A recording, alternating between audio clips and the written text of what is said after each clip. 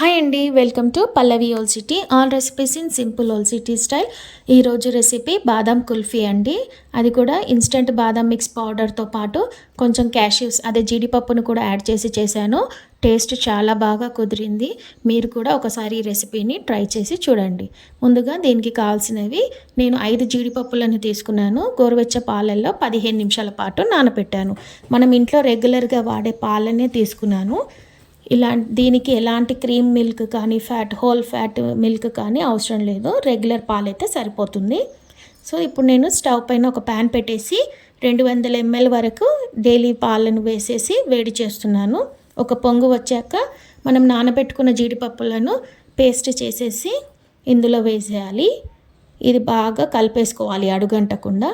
ఒక పొంగు రావాలండి ఇది కూడా.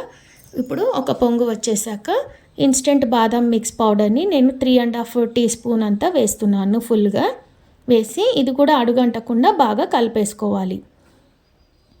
ఇది కూడా ఒక పొంగే వచ్చాక మంచి కలరింగ్ అనేది వస్తుంది.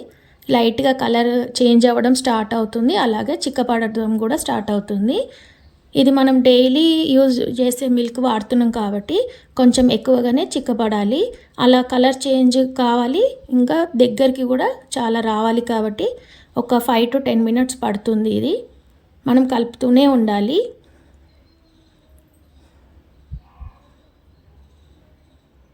ఇది బాగా చిక్కబడి మంచిగా బ్రైట్ ఎల్లోయిష్ కలర్ వచ్చేసరికి మనము స్టవ్ ఆఫ్ చేసేసుకొని ఐస్ క్రీమ్ మౌల్డ్స్లో కానీ స్టీల్ గ్లాసెస్లో కానీ ఇది ట్రాన్స్ఫర్ చేసేసుకొని కవరింగ్ చేయాలి. నేనైతే వీటిని స్టీల్ టీ గ్లాసెస్లో చేస్తున్నాను. సో వీటిలో కొంచెం కొంచెంగా వేసేసి సిల్వర్ ఫాయిల్తోని కవర్ చేస్తున్నాను వ్రాపింగ్ కోసము. సో మా పిల్లలు ఫోర్క్ యూజ్ చేయమని చెప్తున్నారు. సో నేను కూడా ఫోర్క్ యూజ్ చేసి వాళ్ళ సాటిస్ఫాక్షన్ కోసం చేస్తున్నాను. చూడండి, సిల్వర్ ఫాయిల్తోని ఇలా ఒక ఫోర్క్ పెట్టేసి రబ్బర్ బ్యాండ్ వేసేసి కవరింగ్ చేసేసాను.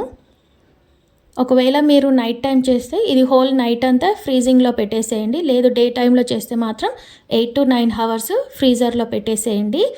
అలా 8 to 9 hours తర్వాత మనము డీమోల్డ్ చేసుకోవాలి.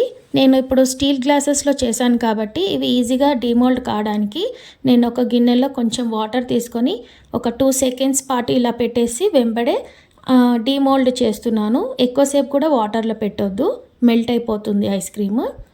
సో ఇప్పుడు డీమోల్డ్ చేశాను. చూడండి ఎంత బాగా బ్రైట్ కలర్లో వచ్చేసిందో. ఈజీగా కూడా డీమోల్డ్ అవుతుంది.